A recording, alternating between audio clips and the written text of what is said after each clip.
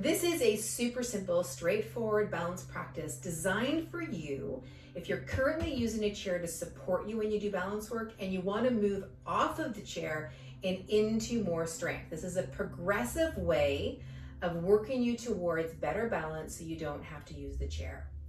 We're going to begin on 2 feet, and we're going to start by setting a connection to our foundation to the floor. Feeling the center of the heel, the ball of the foot, and the base of the pinky toe. And just notice that they're there. Feel them touching the floor and the floor touching them. And then with your hand on the chair, just gently start to raise one foot up to the sky and then the other foot up to the sky. And feel very deliberately and specifically the weight shift over to the standing leg and the weight shift over to the standing leg. Now you might not be raising your legs quite as high. You might be just peeling your feet up, maybe taking it up onto the toes.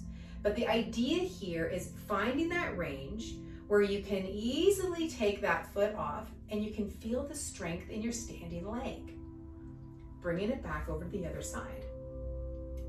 Bringing it back over to the other side. Right? Super straightforward. Okay.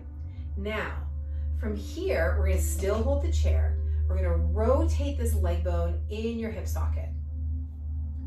And then take the heel and rest it just above the ankle on this leg. And then bring it down. Okay? Now bring the weight over to the other standing leg. Same thing. Toes are on the ground and you're just going to notice this leg bone rotating. Now watch that your pelvis isn't doing the whole thing, that it's just that leg bone moving in that socket. It goes a big, big, big distance for you to have legs that move well or hips that function well. Big distance for improving your balance. Okay, let's go back over to this side now and take that ankle onto the opposite, or the heel, just above the ankle on the opposite side. Okay, and now I've got my fingers here.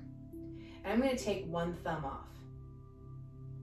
And then I might take an index finger off, or just take the weight of my fingers on the chair a little bit lighter, a little bit. I'm still there. Think butterfly pressure. Now you'll notice that as you move from holding the chair to a little bit less, something has to take more of that load, right? For what was holding onto the chair, you might notice your leg starting to add more strength, okay?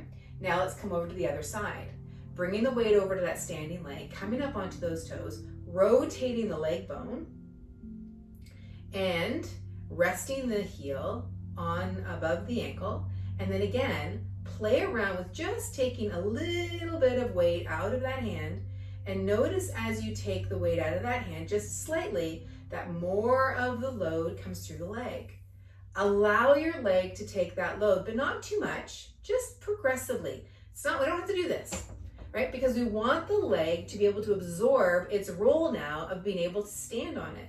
So we want to build up that strength in a very stepwise way. Okay, great.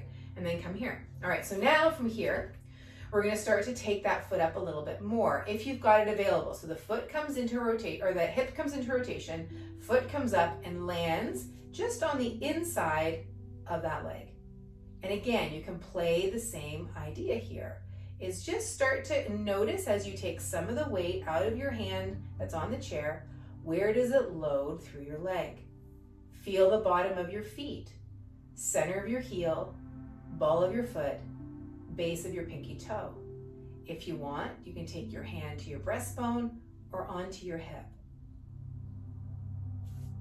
Okay, and again, coming on over, rotating, bringing that leg. You can always keep it here, but you can also bring the foot up here.